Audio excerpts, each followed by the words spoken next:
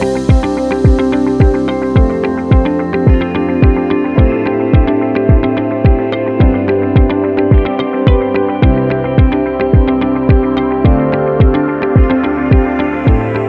me invite the moderator of this session, Vrinda Swaroop, former Secretary, Department of Consumer Affairs, Food and Public Distribution, to the dais. Please. Ms. Vrinda Swaroop is retired IAS officer of 1981 batch. As a Secretary to Government of India in Department of Food and Public Distribution, she was instrumental in automation of the public distribution system for improved targeting of beneficiaries and procurement systems, as well as key policy initiatives for improved silo storage systems and fortification of rice. She has served as a Secretary of the Department of School Education and Literacy and has been closely associated with Sarva Shiksha Abhiyan. We didn't, think about any better suitable person to moderate this session. Let's invite her with a big clap. Let me invite Ambassador May Ellen Stenner, Ambassador of Norway to India, to the dais. Let's invite her with a big clap. Ambassador May Ellen Stenner is currently the Ambassador of Norway to India and Sri Lanka. Prior to taking up this position, she was the Deputy Director General of the Regional Department of the Ministry of Foreign Affairs of Norway, covering Africa, Asia, Latin America, and Middle East, as well as the peace and reconciliation issues. May Ellen headed the section of Horn of Africa and West Africa. She was Norway's Deputy Permanent Representative to the United Nations Headquarters in New York. I should personally thank Ambassador May Ellen Stenner and NICFI, the Norwegian Climate Change Department, for heavily supporting FOLU's global activities. Thanks for joining us, Ambassador.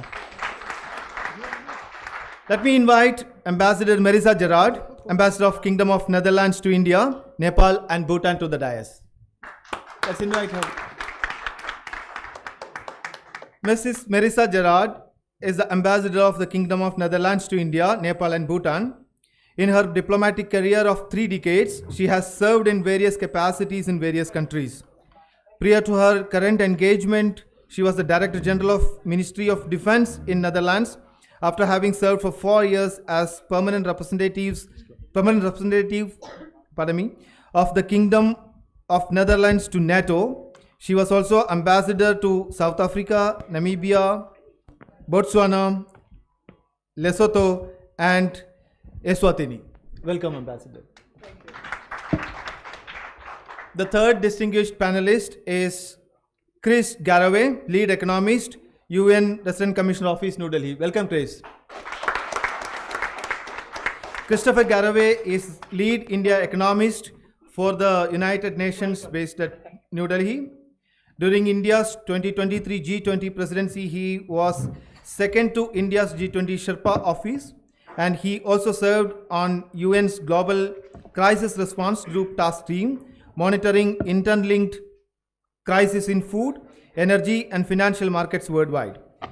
Christopher Garraway previously held positions at OECD, World Bank, UN ESCAP, and was Special Assistant to the Secretary General to UN Trade and Development. I welcome the moderator and distinguished panelists, and the stage is now to you.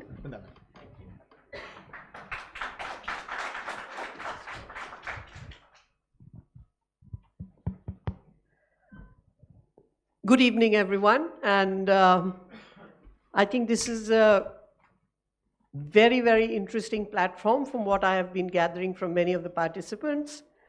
And this particular session, which is valued for its vast ideas, realm of ideas and practices, which will bring us some very good practices, some international perspectives, some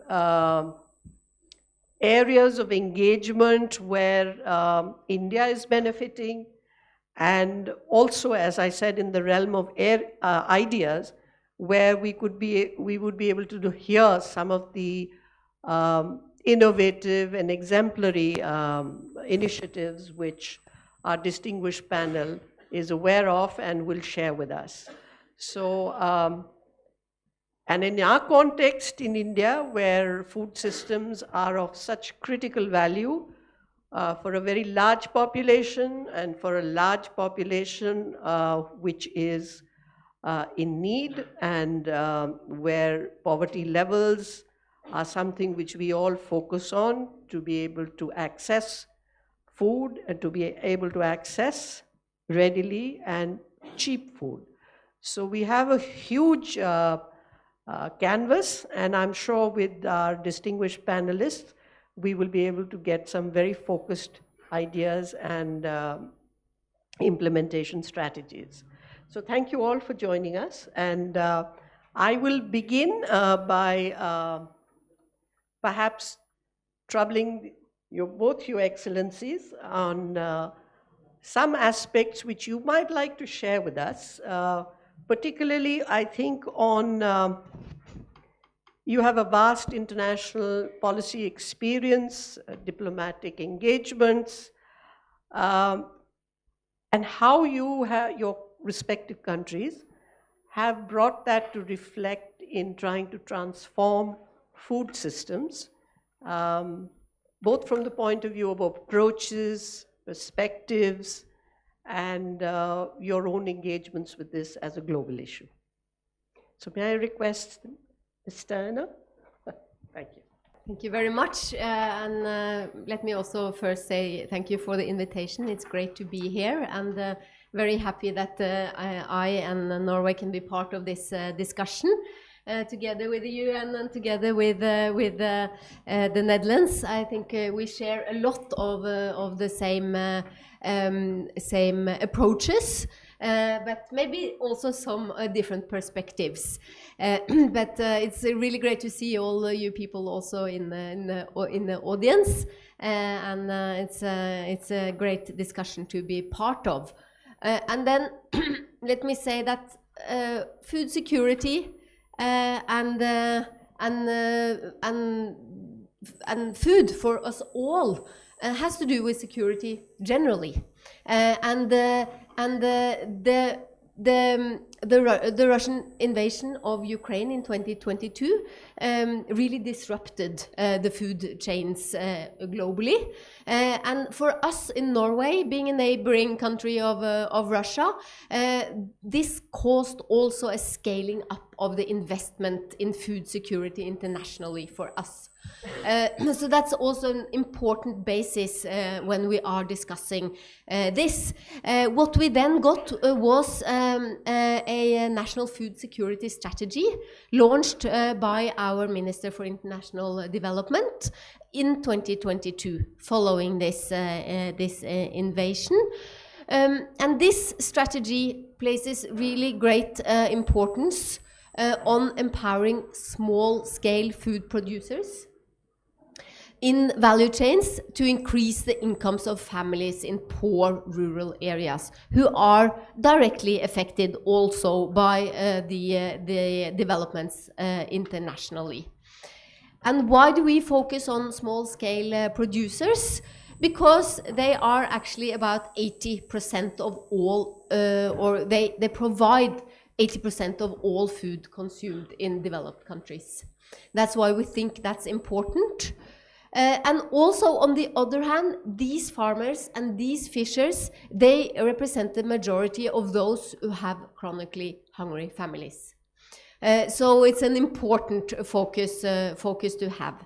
They will need knowledge, they will need technology and investments, and they need access to local markets. We think also, mention now the conflict dimension, but also, of course, very important is the climate change development. And food security must be seen closely with environmental changes as well, and the challenges that we see in that area. Knowledge exchange, capacity building of farmers is really important to reduce the negative impacts of adverse climate, diseases, and economic fluctuations.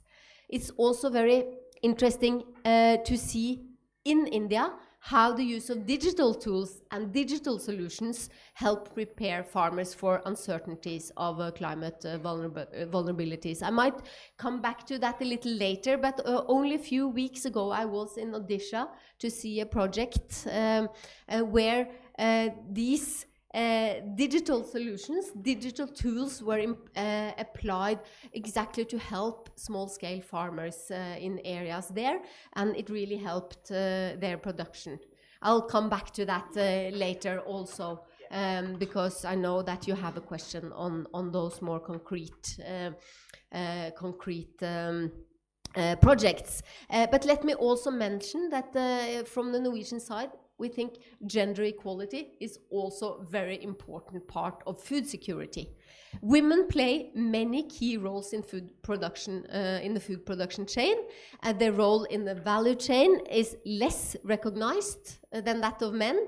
The Food and Agriculture Organization has estimated that yields could be about 20 to 30% higher if women had equal access to resources and services. Gender equality could therefore potentially reduce the number of hungry people in the world by about 15%. So therefore many of Norway's food security initiatives are dedicated to strengthening women's rights. We seek to ensure that women are fully included in the planning and implementation of all the projects that we support. We are also investing in targeted measures that strengthen women's positions as food producers. So these are some of the areas that we are looking into, just as a start. Thank you so much. Thank you very much, madam. That was very enlightening. So may I request Ms. Derat, Your Excellency. Yes, thank you very much. Thank you very much for the invitation. It's wonderful to be here and to give the perspective from the north, the other side of the world, and from the UN side as well. It's also special because it's World Food Day, I understand, so no better day than World Food Day to discuss these kind of issues, and very nice to see and meet everybody in the audience as well.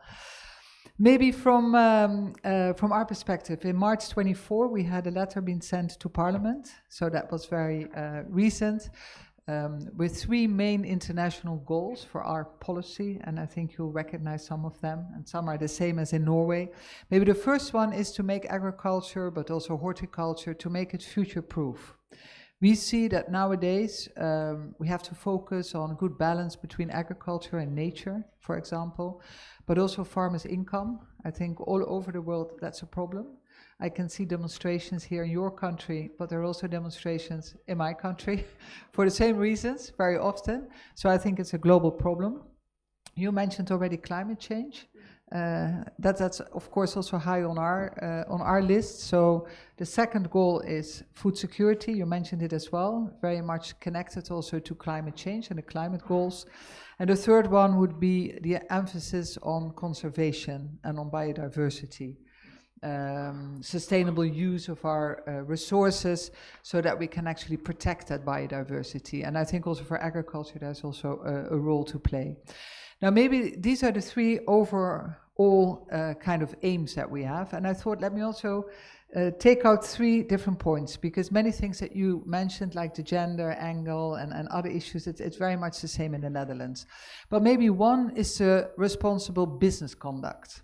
We have now a EU directive on corporate sustainable due diligence, and that will make a difference, because before we had the OECD guidelines.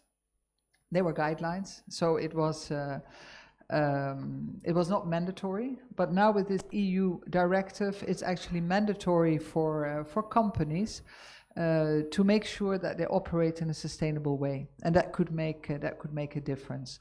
Now, since 2023, it also includes other issues like climate, biodiversity, and animal welfare. So actually, our companies have to abide by those rules. And also, when they work together with Indian companies, they will also have this in mind. So I think that's important. Then the second one is about the change of the consumption pattern. We support now a protein transition from animal protein more to plant-based protein. So the Netherlands government, they set a target for themselves for 2030 to actually arrive at a 50-50 ratio between animal and plant-based protein. Nowadays, it's about 60-40 in our country. We have now asked our Wageningen University, which is a university very much specialized in these issues, to come up with a monitor so that we can actually follow what's happening in our society. And I think we have to learn from other countries. And where are we? We are in India. And I understand that the World Wildlife Fund, that they actually delivered a report, the Living Planet report, and they called India to be the most climate-friendly country because of your food pattern, because of the number of vegetarians, I think, in this country, where we can actually really learn from. And I think we need your help to see how we can use lentils and beans and pulses. And you, I don't know how you do it, but you can turn it into the most delicious curries without using any meat, and I think we can learn from you. And then maybe the last one is that there is a discussion in the Netherlands also on how to value biodiversity. How can you price it, actually? And we had our Dutch Central Bank together with the Netherlands Environmental Assessment Agency, and they calculated that 510 billion euros of the outstanding portfolio of these financial institutions are dependent on nature and biodiversity. So it's also very much in their interest that they actually get this right. There's also apparently an ecosystem service valuation database that I hadn't heard of, but I'm all for it because it helps companies to incorporate the value of nature and biodiversity in the pricing, in their business model as well. So I think these kind of issues can help us to do better. Thanks. Thank you very much. Thank you. That was very enlightening. And I think this first round, let me request Mr. Garraway for, and since you come from the UN system, Mr. Garraway, we thought that you could tell us a little bit more about what are some of the global approaches which the UN is encouraging in this particular sector, and some of the highlights which you think would be valuable for us. Thank you.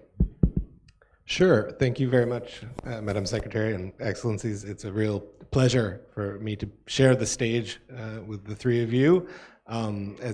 Happy World Food Day to everyone, and a big thank you to Folu and to Barak Krishak Samaj for inviting me here to this.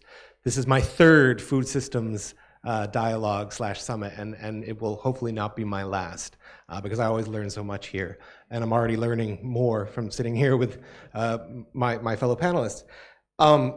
It is World Food Day, and usually this time of year in India, the UN, we're under a lot of fire because of something that we don't even produce, called the Global Hunger Index. And fortunately this year, there's not so much of a hullabaloo because actually the Global Hunger Index showed, it uses some UN data, the prevalence of undernutrition data from the FAO and UNICEF, the joint monitoring, and it actually shows that there's 40 million fewer people than the last report living in chronic undernourishment in India. So we're not having to deal with lots of nasty newspaper articles, which makes me very happy. But at the same time, you know, and there's a reason for that, of course, and that's the release of the household consumption expenditure data that had not come out in a decade. And so we're really happy to see that data come out because it has a whole host of inferences and results that we can take forward, and we've already heard some of it discussed at this conference. So that's and for me, I just like playing with the data. So it's great for me too. But nonetheless, the data still does show that, you know, we have approximately 195 million hungry Indians, and in a world where there's you know, more than 700 million basically, and we still have 22 million children under 5 facing wasting, and 36 million people aged 6 to 60 years old who are stunted. and 187 million anemic women. Now, interestingly, and most importantly, all those numbers have gone down except for the number on anemic women, which tells you the two sides, as we all know, of the challenges facing not just India, but the whole world.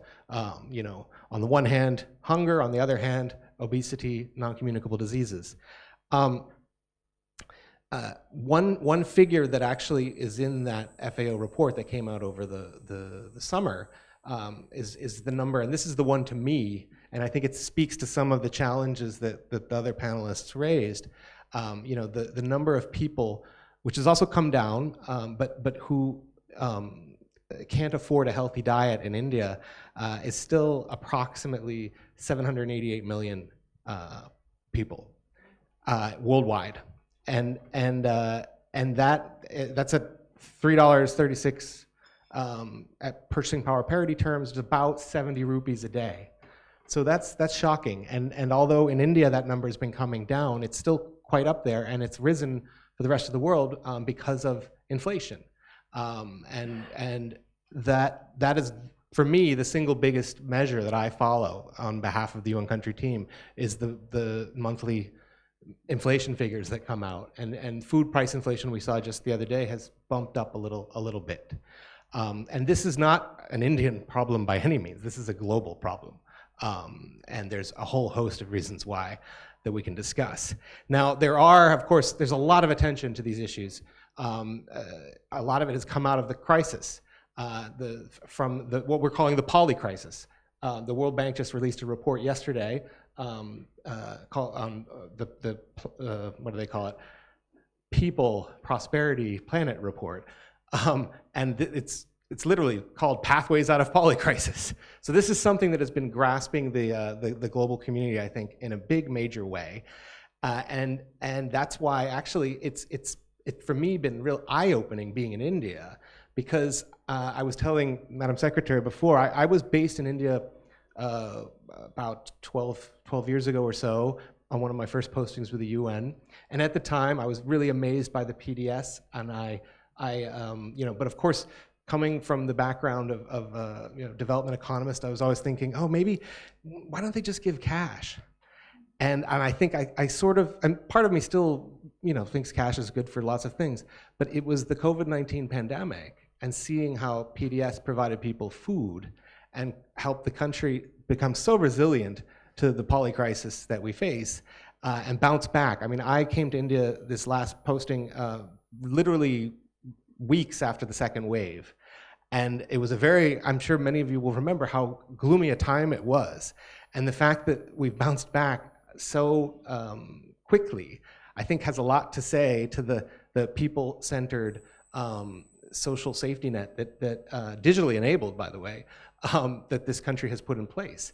And actually, I was working on the Global Crisis Response Group, trying to, as part of the UN, trying to react to come up with solutions for the more than 100 countries that were facing food, energy, or debt crises.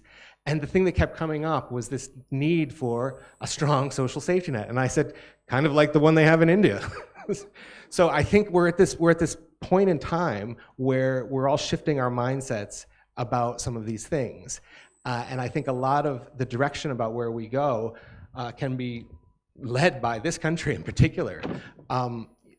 Just to speak a minute about the global processes, you know, there is, of course, the Food System Summit. We've talked a lot about that here. There was the call to action by the Secretary General on the second year anniversary of the Food System Summit, the stocktake, which really also highlighted not just the need for food systems, but this integration of climate into the food systems.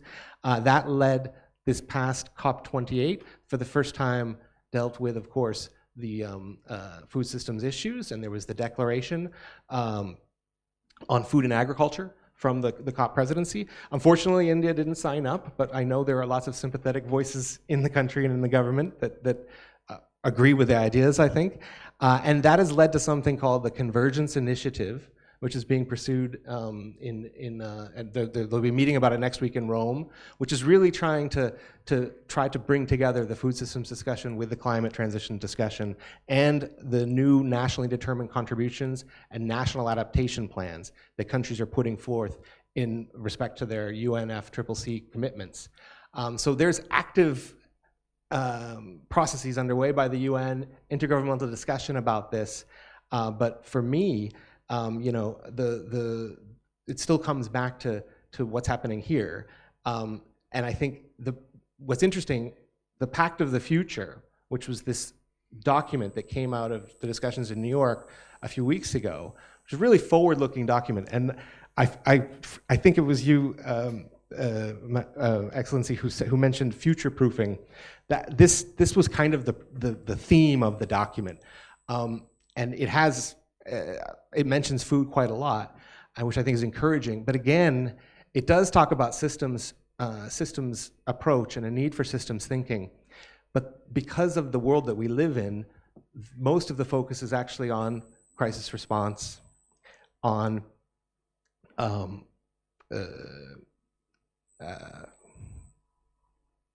yes, trade and supply chains, which we know is important, and debt.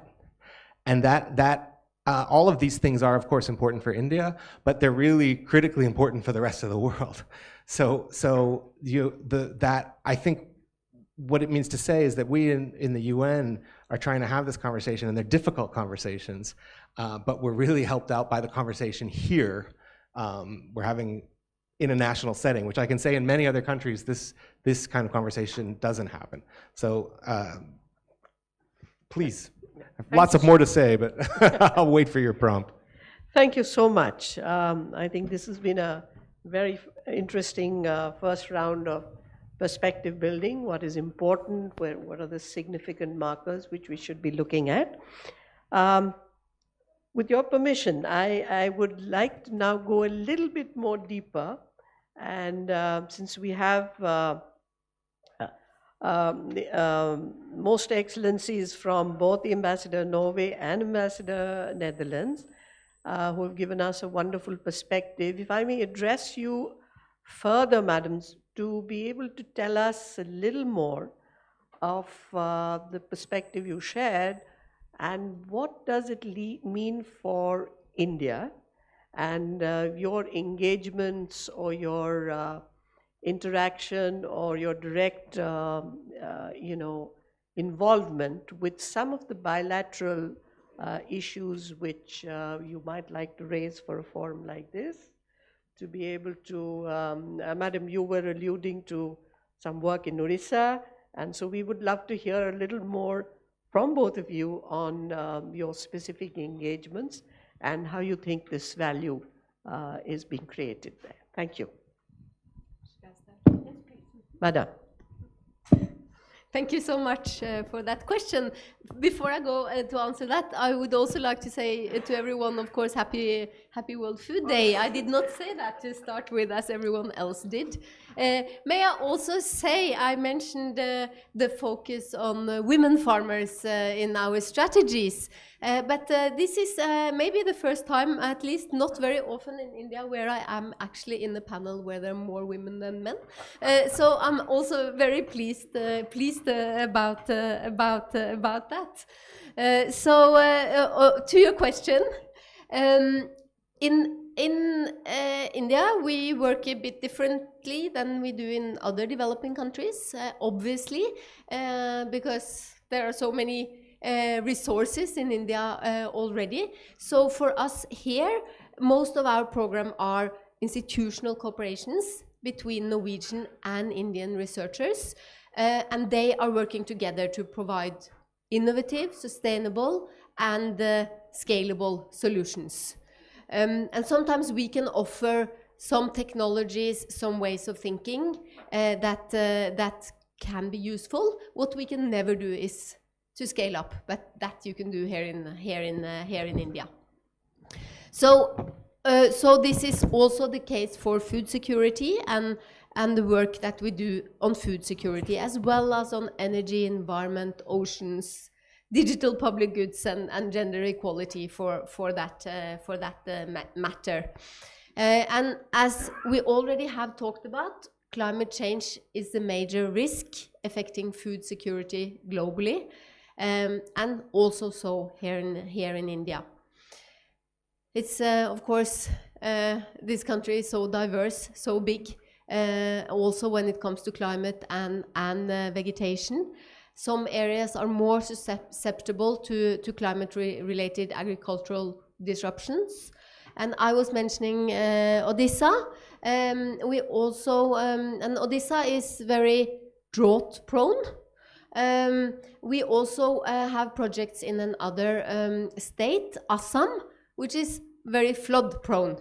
So what we are focusing on, and these institutional cooperations, is to build resilience against climate change, and also focusing in these particular areas. And to go a little bit more into the examples which I mentioned, it's that project that I recently visited in Odisha. It's a Norwegian research organization, NIBIO. They work with institutions also in Odisha, but also in Assam. And they work with small-scale farmers that then they are managed to sustainably increase food production, and this is through usage of climate-resilient seeds, through nature-based solution and innovative digital tools. I saw myself, you know, how they could look on their phone and compare it with what was on the ground, and then know exactly which pesticides that they should use. So a very impressive project that we are doing together, Norway and India. This has actually increased farm household incomes by 20 to 25% in those areas, and also agricultural productivity by around 25%. It has also increased women participation in these area, and they are more so part of the decision making and practicing these new technologies in this project. So that's maybe the most successful project that we are having. We're also working with World Food Program here in India, having a specific focus on women in the agriculture value chain. We also have a project called Diversity Farm India, with another institute in Norway called Fridtjof Nansen Institute, and they're also working on these community seed banks that will increase food and nutrition security. Thank you very much, madam. That was really, really, enlightening, and also gives us a lot of courage and ideas on what is working and how we can move forward. Thank you so much. May I request you, Your Excellency, from Netherlands? Yeah. Yes, well, thank you so much. I thought maybe share 3 different kind of examples with you of what we do together with India. Maybe first tell you that we have a Dutch Sustainable Development Program, and the biggest project under this program is actually in India. And it's the first example I wanted to share with you, and this is the Dutch NGO called Solidaridad. I don't know if you ever heard of it. They work not only in agriculture, but also in water issues and some other issues as well. They work in 4 districts in Madhya Pradesh, in four of these districts. And maybe if I just tell you soy and seeds, that's, I think, that's a summary of the project, because what they do is they want to increase the human consumption of soy, because very often it's only it's only nutrition, it's only cattle food, and it's very nutritious. So what they do, they're trying to encourage also to use soy as nutrition for human beings. That's one that they work on. And the other, in the same project, they also supply vegetable seeds to women, mainly for kitchen gardening, for them to make sure that families get more of an intake of vegetables. And if there is excess product, they can actually sell it on the market. So that's one project. The second one is another organization that we work with. It's called IDH. Translated, it means something like Sustainable Trade Initiative. What they do, they implement a livelihood program, for 1,500 small tea growers in Assam. So we're both in the same province. We should compare notes one of these days. So what they do, they train these 1,500 small tea growers to reduce the chemical usage on the fields in such a way that they can still secure the yield, so that the yield will be the same, and in that sense they can also boost the profit margin. Also diversification is something that they work on, so that they can grow other crops in periods of time when there's a low production of tea, that they can still have other produce as well. And then the third example is a different kind of cooperation that we have, and that's that we're teaming up with the Indian government by actually starting centers of excellence. Starting centers of excellence on vegetables, on fruits, on flowers as well. We train in these centers of excellence. So, for example, there are also demonstrations of technologies of protected farming. Farmers are trained to actually use this to increase the yield of vegetable crops in greenhouses, using also less agri-inputs, but also less water. We're now starting or talking about it, but I think very soon we will start a dairy training center as well, focusing on farm management more, also the optimum feed and nutrition, reducing environmental impact as well. And here we have a lot of experience because we're really a cow country in the Netherlands. So we produce a lot of milk and a lot of cheese as well. So these are three very practical examples of how we work together with India in the area of farming and agriculture. Thank you very much. That's very enlightening too. So I think we'll pass this conversation on to Mr. Garraway back again. And I think if we may tease out a little bit more about the specific approaches which the UN favors or encourages on generally what is recommended for transforming food systems. But also, which is very important for us in a fora like this and in a country like India in particular, is what are the collaborations which are so necessary, and your global experience of civil society, research, as both the excellencies have pointed out, exchange of technology and so on. So some of those areas which you would like to we do our own food summits and so on and so forth, and we take the cue from the UN system. So how does this all build up to a more robust reflective system? Thank you. Thank you, Madam Secretary. And the main approach, and I alluded to it before, that I think the point I want to make is this systems approach. And actually, it is something, the SDGs are something, the Sustainable Development Goals, that we've always called interlinked, but we haven't really started taking the systems approach to them, and had honestly been treating them kind of in isolation for maybe the first 5 or 6 years of the SDG journey. But I think in the last 3 or 4 years, the appreciation of the systems approach has been something that, and we're seeing it all across the UN in everything that we do.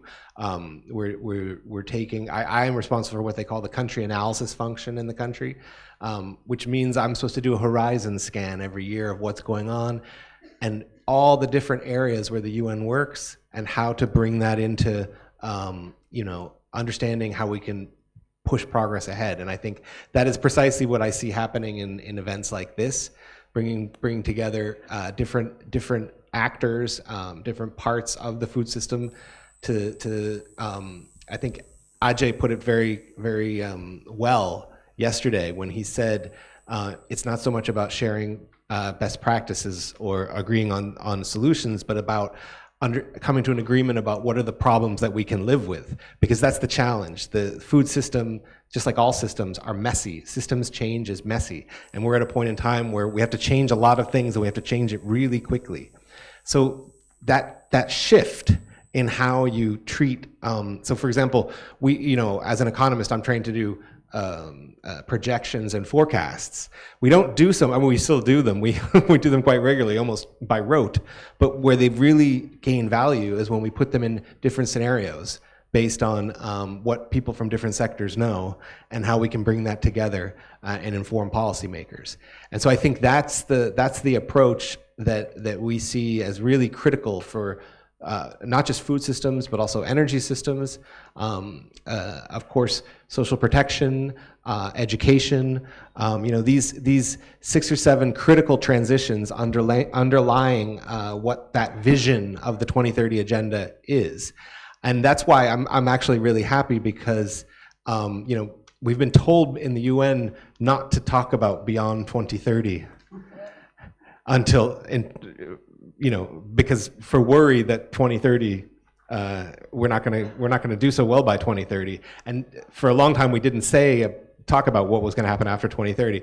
But actually, the Pact of the Future has just agreed that we should discuss the Beyond 2030 agenda and start doing that. I think by 27 and 28, actually officially, intergovernmentally. But I think what's really enlightening to me is that we've already been having a discussion in India with Viksit Bharat 2047, this view of the rest of the century and what the world's going to look like. And there's very different views, and it's worth talking about and coming to some kind of common point of view on.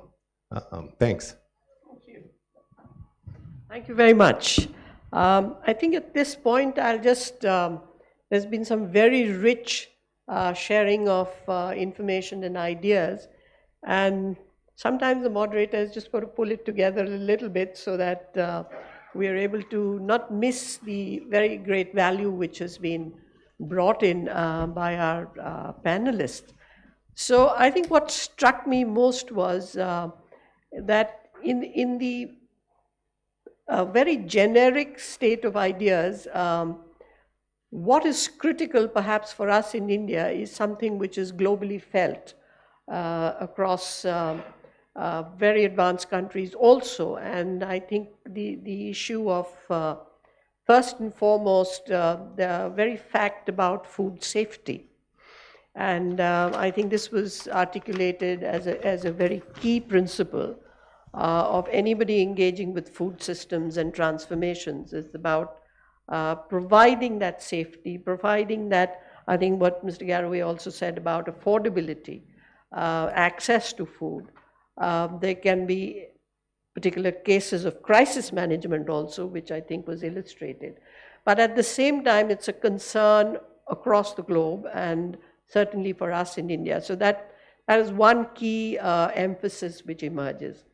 I think the second, which I think both our excellencies have underlined, and I think this is very, very significant for India, is that that there are small farmers, and we in India know we have 70% of our agriculture is with small farmers, and the fact that amongst them there are many women farm producers and workers who have a very important role to play in the agricultural stability of our system, the food security of our system.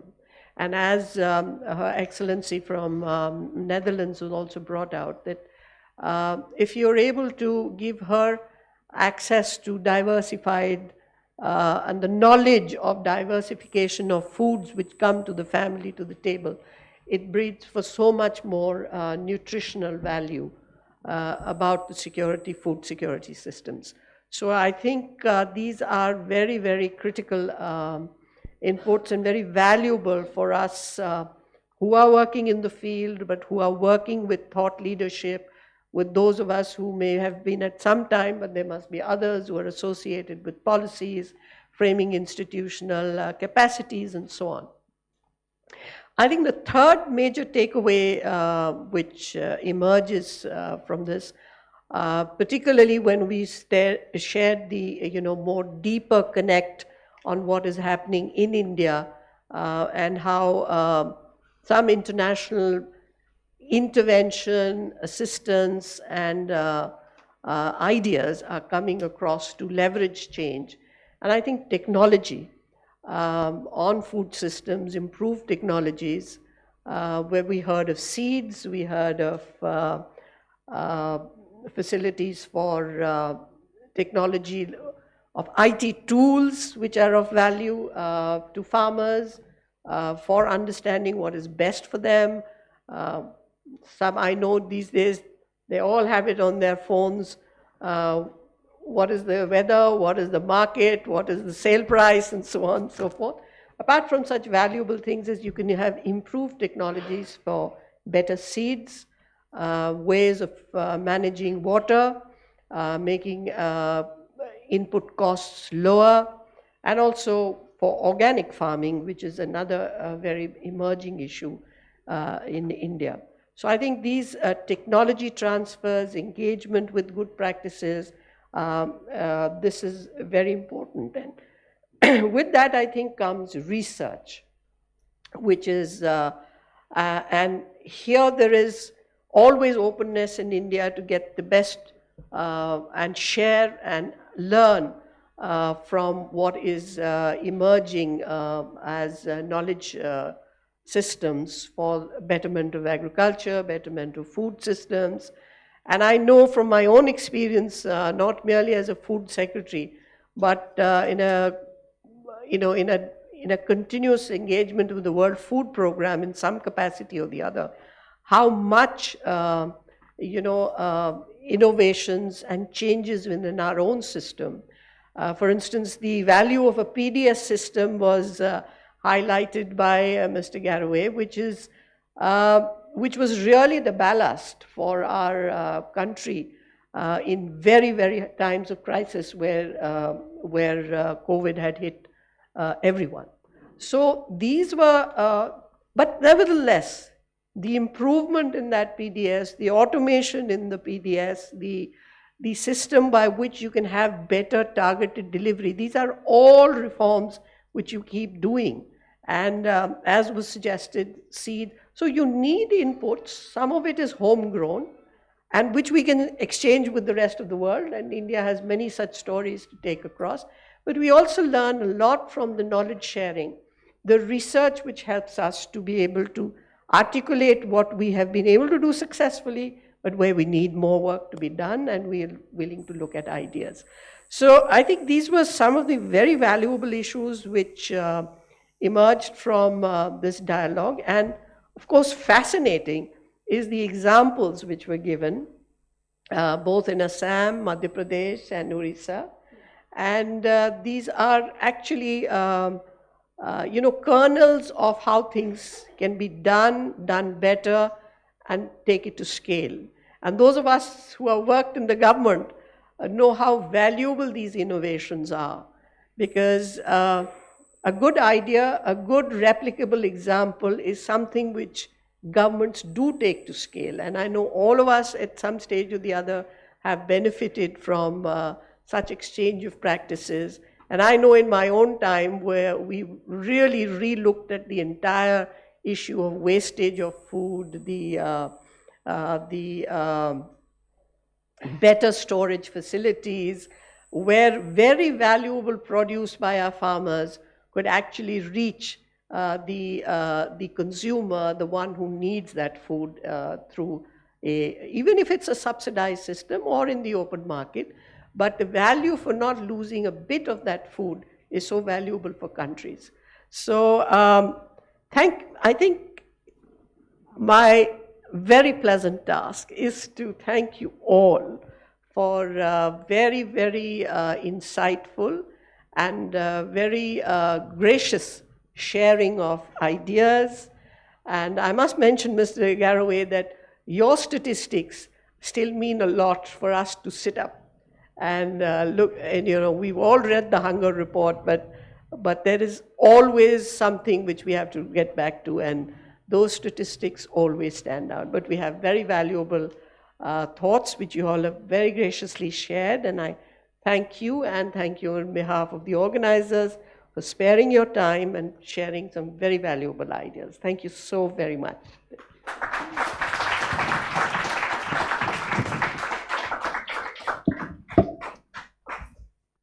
On behalf of BKS and Follow India, and also on behalf of all the participants of this event, I thank His Excellencies Ambassador Mrs. May Ellen Stenner, Ambassador Mrs. Marisa Gerard, for taking valuable time to join us and enlightening us with your vision and mission statements. And also I thank Dr. Chris Garaway for joining us today evening.